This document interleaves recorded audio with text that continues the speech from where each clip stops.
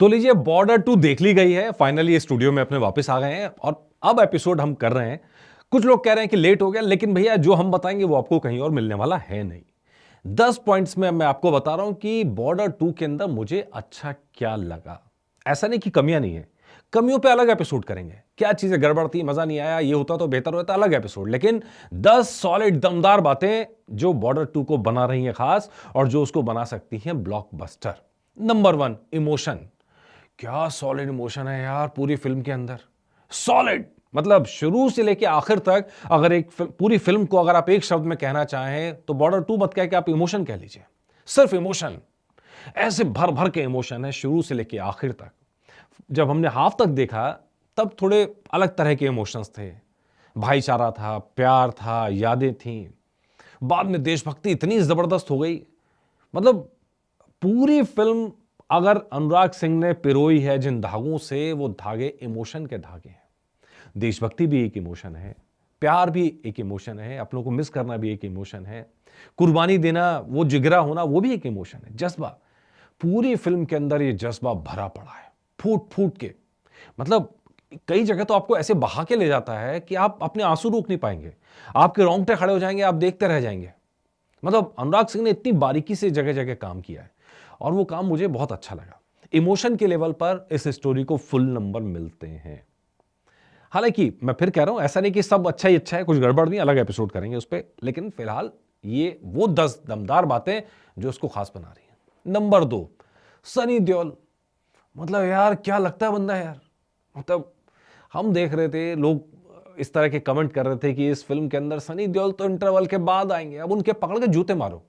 मतलब आप, मतलब नहीं मारो प्रतीकात्मक तौर पे, वरना आप कहीं पता लगे सही में कभी दिख जाए तो आप मारने लगो उस आदमी को।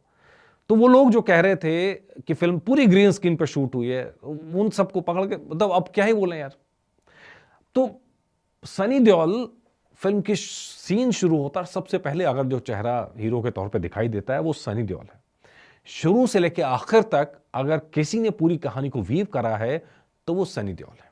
और सनी देओल ने बड़ी ग्रेसफुली इस पूरी फिल्म में उस कैरेक्टर को निभाया, कलेर साहब के कैरेक्टर को, जिसमें देशभक्ति का जिगरा भी है, बेटे की मौत का दर्द भी है। वो दोनों के दोनों इमोशन जो हैं एक साथ आते हैं, चेहरे पे नजर आते हैं। मतलब कई सीन तो ऐसे, मतलब जो लोग कहने वाले हैं, मुझे मालूम है कि शुरू से मुहिम चला रहे थे, इसमें तो सनी देओल का छोटा सा रोल है, कैमियो है।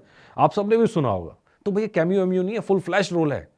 और पूरी कहानी का अगर कोई हीरो सिंगल सेंटरली अगर पहला नाम आएगा तो सनी देओल का नाम आएगा।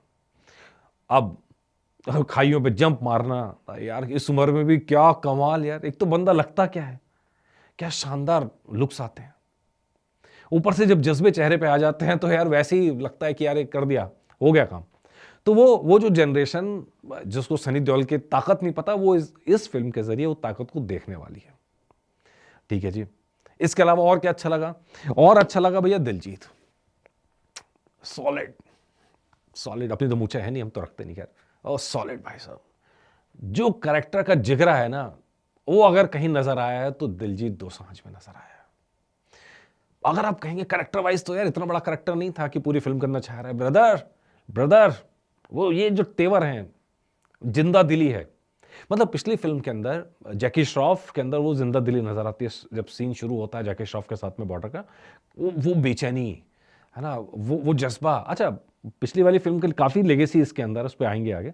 तो जैकी श्रॉफ का जो जज्बा था एयरफोर्स वाला, कि एयरफोर्स आगे, एयरफोर्स आगे, वो आपको इस पूरी फिल्म में दिलजीत दोसांझ आगे बढ़ाते हुए नजर आएंगे। वो एयरफोर्स नहीं हारेगी, एयरफोर्स सबसे पहले जाएगी, सबसे पहले हम मारेंगे, हम जीतेंगे, और हारना नहीं है भाई साहब। दिलजीत दोसांझ का ये जो कैरेक्टर है, शेखो साहब का जो कैरेक्टर किया है, लाजवाब कैरेक्टर किया। मतलब करते रहो हाइट पे मजाक यार, करते रहो, आप जिसको करना है करते रहो। दिल ले गया भाई साहब बंदा। क्या मतलब, मैं सच बता रहा हूं, बहुत सारे लोग ये फिल्म सिर्फ दिलजीत की वजह से देखने आएंगे। जिस तरह से पिछली बार आपको अक्षय खन्ना का कैरेक्टर याद आता है, वैसे ही आप दिलजीत के कैरेक्टर को लॉन्ग समय तक, लंबे समय तक याद करने वाले हैं। दिलजीत दोसांझ ने इस फिल्म में वो काम किया है, कैरेक्टर बनाया भी उस तरह से है। हम तो जानते थे श्रीनगर की कहानी, और श्रीनगर बेस में शेखो साहब की बहादुरी का जज्बा, उनका जो कहानी का किस्सा है वो भी हमें मालूम था।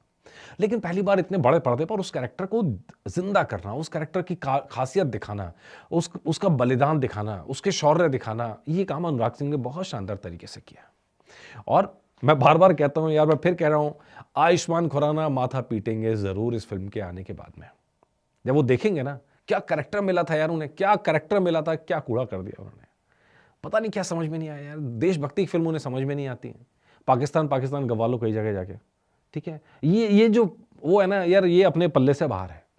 तो भाई दिलजीत दोसांझ को जो कैरेक्टर मिला गुरु के बाज का, उन्होंने बखूबी निभाया है, दिल जीत लिया। Brother I love you.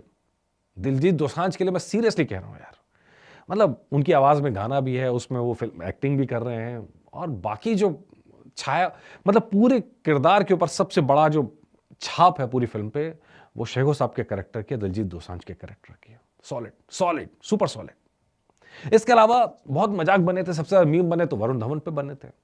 कुछ लोगों ने तो स्पेसिफिकली वरुण धवन के खिलाफ मुहिम चलाई थी, लेकिन वरुण धवन ने दहिया साहब का जो कैरेक्टर है, जिस जिंदा दिली के साथ निभाया है, मजा आ गया देख के यार। मतलब हाँ ठीक है, वरुण धवन की एक होता है ना, एक उनका डायलॉग डिलीवरी का एक स्टाइल है, वो अपना स्टाइल है, वो इसमें वो छोड़ नहीं पाए हैं उसको, ये मैं एग्री कर रहा हूं बात से। लेकिन ऐसा भी नहीं हुआ कि वो पूरी फिल्म में वो लेके नीचे जा रहा है, नहीं भैया नहीं। और जो भागता है वरुण धवन का कैरेक्टर जो है ना दहिया साहब का, उफ मतलब बार बार दिखाया गया उस सीन को, उस जिगरे को, उस तेवर को। बैक स्टोरी शामिल की गई है, मुझे अभी मतलब मुझे आइडिया नहीं है सीरियसली वो बैक स्टोरी कितनी सच है कितनी नहीं है, लेकिन अगर वो बैक स्टोरी के हिसाब से अगर आप देखोगे तो उस कैरेक्टर के साथ आपका दिल लग जाएगा। दहिया साहब का कैरेक्टर जो है, दहिया साहब को परमवीर चक्र मिला था उनकी बहादुरी के लिए। एग्जैक्टली अगर हम जो परमवीर चक्र के साइटेशन है, जो उसमें चीज़ें कही गई हैं, उसके साथ अगर आप कंपैरिजन करेंगे वरुण धवन के कैरेक्टर का, तो आपको लगेगा कि यार आई डोंट नो, मतलब कि पता नहीं न्याय हुआ है कि नहीं हुआ है, क्योंकि वो इससे ज़्यादा बहादुरी वहाँ पे दिखाई गई थी। यहाँ पे मतलब आप सोचो कि इतनी बड़ी आर्मी अपने सारे हथियार वथियार लेके तैयार बैठी थी, machine gun, light machine gun, tank. भाई साहब जिगरा ऐसा हमारे 100 जवानों का उस समय में जाके झंडा फहराया तिरंगा जाके पाकिस्तान में जाके, और ये इन्हीं की कमान में। हालांकि ऐसा दिखाया कि सिर्फ वही जाएंगे और नहीं जाएंगे, लेकिन मुझे जितना मालूम है कि एक साइड इनके पास जिम्मेदारी थी, दूसरी साइड में किसी और की जिम्मेदारी थी। लेकिन दहिया साहब डट गए थे और मतलब घुस गए थे सीमा में, और डेफिनेटली दुश्मन सेना था जबरदस्त नुकसान पहुंचाया था। उस कैरेक्टर को जी गए भाई साहब वरुण धवन, सॉलिड तरीके से जी गए। तो वो जो मीम बनाने वाले थे अब मुंह बंद करके बैठेंगे। मैं ये नहीं कह रहा हूँ फिल्म परफेक्ट है, मैंने एक बार भी नहीं कहा कि फिल्म परफेक्ट है, बहुत सारी कमियां मुझे लगी है, अलग एपिसोड बाद में करेंगे। म्यूजिक, सर मुझसे सवाल पूछे जा रहे थे कि यार इस फिल्म के अंदर इतने सारे गाने भर दिए हैं, यार चलेगी कैसे फिल्म, वॉर फिल्म है। यार ये वॉर फिल्म नहीं है, ये पेन की फिल्म है। मतलब जो भी लोग इसको वॉर फिल्म कह रहे हैं, मतलब पूरी फिल्म देखने के बाद में मैं सच ये कहूँगा कि वॉर की फिल्म नहीं है, पेन की फिल्म है। ये हमारे सैनिकों के जज्बे की फिल्म है, ये हमारे सैनिक जो बलिदान देते हैं उसको सैल्यूट करने वाली फिल्म है, इसीलिए सारी कमियां माफ है। ये ऐसा नहीं है कि मतलब ये युद्ध का उद्घोष हो कि जीतेंगे जीतेंगे मारेंगे कूटेंगे, नहीं भैया, ये हमारे सैनिक जो बलिदान देते हैं ये उसकी कहानियां है। देखनी चाहिए, जाके देखनी चाहिए और महसूस करना चाहिए वो दर्द जो सैनिकों और उनके परिवारों को झेलना पड़ता है। वो तमाम तरह की अपनी पीड़ा, अपने माँ को, अपने बच्चे को, अपनी फैमिली को, सबको पीछे रख के सीमा पे तैनात रहते हैं और हमारी सेफ्टी करते हैं, चाहे कुछ भी करना पड़े। इस माँ के लिए बाकी सब पीछे कर देते हैं। ये फिल्म है। इसके अंदर म्यूजिक, जो नए गाने थे वो आपको पिक्चराइजेशन में दिखाई देंगे, जो पुराने गाने थे लगभग मैक्सिमम जगह पे वो जगह नहीं खा रहे हैं, वो बीएमएस की तरह इस्तेमाल होते हैं, और बहुत खूबसूरती से अनुराग सिंह ने उनका इस्तेमाल किया है। कहीं गाने भारी नहीं लगे, कहीं फिल्म में भारी बोझ नहीं बना, कहीं फिल्म की स्पीड को स्लो नहीं करा।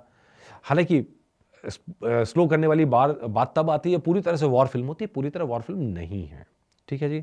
इसके अलावा अनुराग सिंह ने एक काम बड़ा शानदार किया है, जो हम कहानी कहने वाले लोग हैं उनको महसूस होता है, वो उसे रुला देते हैं।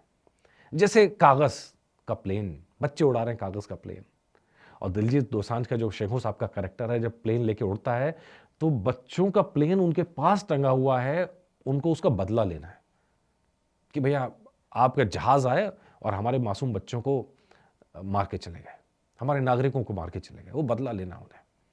ऐसे दिलजीत दोसांझ का कैरेक्टर मोरनी वाला शब्द जो है उनका पहले वाले फ़ोन में आता है, फिर अपनी जब शादी होने वाली है वहाँ आता है, फिर अपने प्लेन भी उनका मोरनी बन जाता है। ये जो प्रतीक है ना जगह-जगह इस्तेमाल करने की, कहानी के अंदर बिखेर दिए गए प्रतीक, ये देख के बड़ा अच्छा लगता है। ऐसे दीप वाला एक कैरेक्टर है, दीप वाला एक है। तो दीप के अंदर तेल के साथ जब सैनिकों का खून मिलता है, तब वो ऐसा बनता है कि वहाँ पे लोग आके रुकें, वो जगह रहने लायक बने, उस बलिदान से जगह रहने लायक बनती है। ऐसे एक नहीं, दर्जनों चीज़ें हैं जो इसमें पूरे में फैली हुई हैं फ़िल्मों में।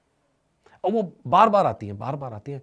और वो जैसे मान लो अंगद का जो है मतलब कलेर साहब का बेटा अंगद जो दिखाया गया है, उसकी चिट्ठी वो अपने आप में एक प्रतीक है। दिया अपने आप में एक प्रतीक है। कहानी कहना एक पार्ट है, उसको खूबसूरती से कहना दूसरा पार्ट है। अनुराग सिंह ने बहुत ही खूबसूरती के साथ ये काम किया है। मतलब इसीलिए मैं बार-बार अनुराग सिंह की तारीफ़ कर रहा हूँ। अच्छा, तारीफ़ तो निधि दत्ता की भी करनी पड़ेगी। जो पूरी कहानी के अंदर जो उन्होंने कहानी पिरोई है, वो कहानी में इमोशन इतना भर-भर के आता है और मुझे मालूम है कि इस बार कहानी का एंगल थोड़ा चेंज है। मतलब शायद एक महिला का दर्द है, वो इन कहानियों में और ज़्यादा निखर के आया है और ये निधि दत्ता की वजह से ही पॉसिबल हुआ है। और ये प्रतीक जो नज़र आते हैं तरह-तरह के, वो प्रतीक भी शायद इसी वजह से नज़र आ रहे हैं। ठीक है भाई, दिल छू गई कहानी, मैं तो आपसे बार-बार कह रहा हूँ, बिल्कुल दिल छू गई। और इसके अलावा जो 7वां पॉइंट जो मैं बात कह रहा हूँ कि सेना की जाबाज़ी, दिलेरी, बलिदान, शहादत, इस सबको सैल्यूट करती है फ़िल्म। बाकी सब चीज़ें माफ़ हैं। क्योंकि मतलब ये फ़िल्म मतलब लोग कहते हैं कि पाकिस्तान के खिलाफ, वो उस घटना पे आधारित है, लेकिन स्टिल पाकिस्तान के खिलाफ नफ़रत नहीं फैलाती, ये उस दर्द को सामने लाती है जो हमारे सैनिक झेलते हैं, वो तो देशभक्ति के साथ आगे काम करते हैं, लेकिन बहुत सारी चीज़ें और जुड़ जाती हैं, इसके अंदर वो सब दिखाया गया है। एक पॉइंट और है, मुझे लगता है कि इसके अंदर ना एक सेना का जो भाईचारा है, मतलब शायद जो आर्मी में नहीं है, वो इस भाईचारे को समझ नहीं सकते। फ़िल्म के अंदर डायलॉग सनी देओल भी बोलता है कि भाई भाईचारा है, सेना में जब लड़ते हैं तो एक दूसरे के लिए, लीडर के लिए नहीं लड़ते, है ना? राजा के लिए नहीं लड़ती सेना, अपने भाई के लिए लड़ती है जो उसके साथ में खड़ा है। वो जो साथ में चीज़ें हो रही हैं ना, वो उसको तंग करती हैं और वो चीज़ें मिलके उसकी साइकी पे असर डालती हैं और उसको उसके जोश भरती हैं, या वो दुःख में एक्शन लेता है या गुस्से में लेता है या जो भी लेता है, वो उस भाईचारे को तररम पम पम गाना जो है, वहाँ पे आके वो दिखाया गया है। हालाँकि एक्चुअल लाइफ़ में शायद ही हुआ हो ऐसा, लेकिन फ़िल्म के अंदर अगर दिखाया गया है, तो वो उस इमोशन को उभारने के लिए, भाईचारे के इमोशन को उभारने के लिए। और यही रीज़न है कि दहिया साहब का जो कैरेक्टर दिखाया है, वरुण धवन जो कर रहे हैं, वो अपने भाइयों की मौत के बाद में, वो मतलब अपने दोस्तों की मौत के बाद में वो गुस्से में भर जाता है। वो वीरता उसके अंदर से उबाल लेने लगती है कि मैं सबक सिखा के आऊँगा। ये जो चीज़, ये पोर्शन है, ये शायद बाकी जगह मिस कर जाते हैं, लेकिन यहाँ वो आपको मौजूद दिखेगा। इसके अलावा मुझे सबसे अच्छी चीज़ लगी, वो है लेगेसी को सैल्यूट करना। जब गाने रिलीज़ होते हैं तो अनु मलिक का नाम है, जावेद अख्तर का नाम है। जब फ़िल्म की क्लोजिंग आती है तो पिछली फ़िल्म के कैरेक्टर्स आपको उसमें दिखाई देते हैं। ये बड़ी अब चर्चा थी कि भैया कि हो सकता है कि पुराने रूप में सुनील शेट्टी दिखाई दें, है ना? सुनील शेट्टी तो हालाँकि बाद में कह रहे हैं कि ऐसा पॉसिबल नहीं था क्योंकि मेरे कैरेक्टर को डेथ दिखा दी थी।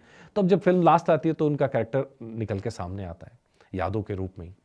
इसके अलावा अगर आप देखेंगे तो बीच में एक रेडियो का सीन है, वहाँ मथुरा दास की मौत का ज़िक्र आता है और भी लोगों की मौत का ज़िक्र आता है, जो पिछली वाली फ़िल्म के अंदर जो लोग थे उनकी मौत का ज़िक्र वहाँ पर आता है। मतलब पहले लौंगे वाला जो फाइट थी, उसका ज़िक्र रेडियो के अंदर जब आता है, उनके नाम उसके अंदर आते हैं, वो लेगेसी को सैल्यूट करना है। इसी तरह जगह-जगह जहाँ-जहाँ पॉसिबल है, इस फ़िल्म में हर किसी को सैल्यूट किया गया है। तीनों सेना के तीनों अंगों को सैल्यूट किया गया है ना? वॉर हीरोज़ को सैल्यूट किया गया है, देशभक्ति की कहानी को सामने लाए हैं। इसके लिए भैया इस पूरी टीम बहुत-बहुत बधाई की पात्र है। इसके अलावा जो मुझे लगता है कि एक चीज़ और रह गई है, वो है भाई इसके डायलॉग्स। मतलब ऐसे क्रिंजी से डायलॉग नहीं है फ़िल्म के अंदर। जो हैं वो मोस्टली आपने सारे डायलॉग्स बहुत मेजर डायलॉग्स जो हैं, वो आप सुन चुके हैं ट्रेलर्स के अंदर। लेकिन वो जितने भी हैं, वो ताली वाले डायलॉग्स हैं। ज़बरदस्त ताली, मतलब इतने तुम्हारे यहाँ बकरे नहीं कटते, इतने तुम्हारे लोग नहीं, इतने हमारे बकरे कटते हैं। इस तरह की चीज़ें, वो ललकार सनी देओल की और मैक्सिमम जो डायलॉग्स हैं, अब ये राम परशुराम वाला वरुण धवन के, ये दिलजीत शेखों के मुँह से मूँछों पे आपकी मूँछें नहीं झुकने दूँगा। और टीम ने बड़ी मेहनत की है 1971 का पूरा सिनेरियो क्रिएट करने की। लम्ब्रेटा उस ज़माने में जो चला करता, लम्ब्रेटा उस ज़माने में चलने वाली कार दिखाई गई हैं। उस ज़माने में एक-एक बिल्ला जो आप देख रहे हैं, वो सेना की मदद से तैयार किया गया है। वीएफएक्स में कुछ जगह आपको लोचा ऊपर नीचे दिखाई दे सकता है, क्योंकि उस ज़माने के प्लेन क्रिएट करना कोई आसान काम नहीं है, उस ज़माने की चीज़ें क्रिएट करना कोई आसान काम नहीं है, लेकिन स्टिल टीम ने कोशिश की है और उसके लिए वो बहुत-बहुत बधाई के पात्र हैं। एक शानदार फ़िल्म बनाई है। 3.25 घंटे चुभते नहीं है यार, निकल जाते हैं आराम से, पता नहीं चलते कब हो जाते हैं और कहीं फ़िल्म बोर नहीं करती। मुझे लगता है कि ऐसी फ़िल्म है जो आपको फैमिली के साथ जाना चाहिए। लेकिन स्टिल मैं आपसे कहूँगा मेरा जो अगला एपिसोड लाऊँगा, वो है कि इस फ़िल्म में कमियाँ क्या हैं, वो भी आपको ज़रूर देखना चाहिए। लेकिन स्टिल मैं फिर कह रहा हूँ, कमियों के बाद भी ये फ़िल्म देखने वाली है, देखने जाना चाहिए। बाकी आप लोगों को क्या ख़ास लगा, क्या कमी लगी, प्लीज़ कमेंट करके ज़रूर बताइएगा। नमस्कार।